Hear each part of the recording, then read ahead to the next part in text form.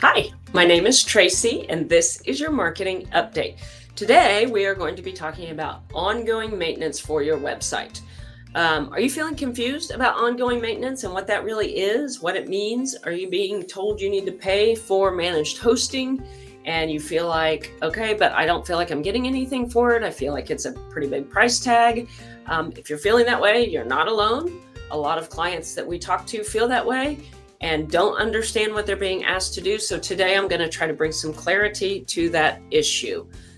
Going back to our car analogy, a website is like a car, and they both have engines, and those engines need to be maintained. If they're not maintained, if your website engine is not maintained, it will crash. And there is never a good time for your website to crash, and it is never a good day when it does. So why do websites crash? You spend all this money, can't you just fix it and forget it? Website crashes 9 times out of 10 are caused by what we call plugins. The plugins add additional functionality to your website. They add the bells and whistles. Likely, if you have a feature on your website that you like the best, something it does that's kind of neat, that is likely provided by a plugin. Technology is constantly changing. And so the companies that are offering the plugins are constantly updating their platforms to make sure that it stays up with the technological changes, but those changes don't necessarily get transferred to the back end of your website. So crashes can be caused by not updating the plugins. They can be caused by you do update the plugins. The plugins are often what causes the crash. So realistically speaking, what are your options for maintaining a website and the plugins it's got? Number one, you can do nothing. You can just kind of fix it and forget it and wait for it to crash. If you've got a new website, it's kind of an electronic brochure, you don't have a whole lot of functionality, no shopping carts, that approach will probably last you for a while. It's not a bad strategy, but it will eventually you will have a problem. It's not if, it's when. And when it crashes, then you got to scramble and find someone to fix it.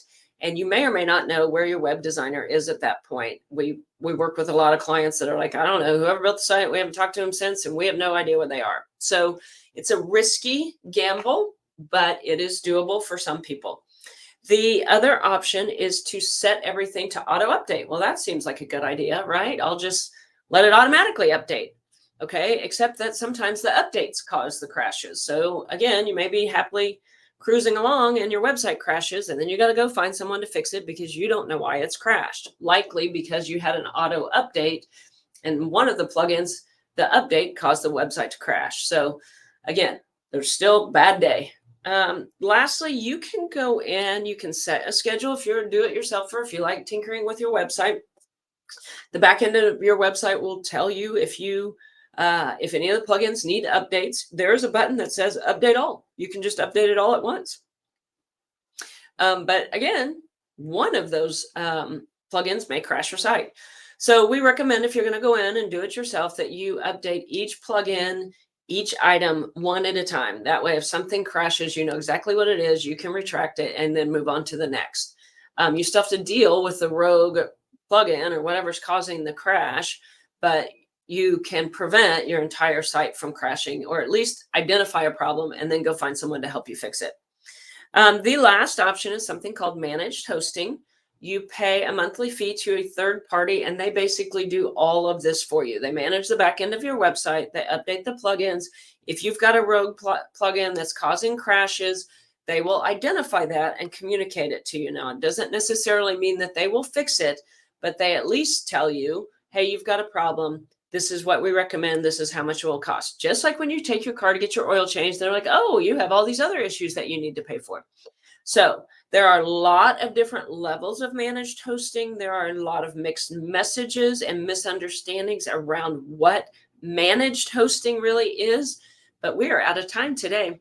So we will cover that in our next marketing update. In the meantime, thanks for tuning in. If you have any questions, feel free to email us at info@uptimize.marketing. You can visit our website at uptimize.marketing.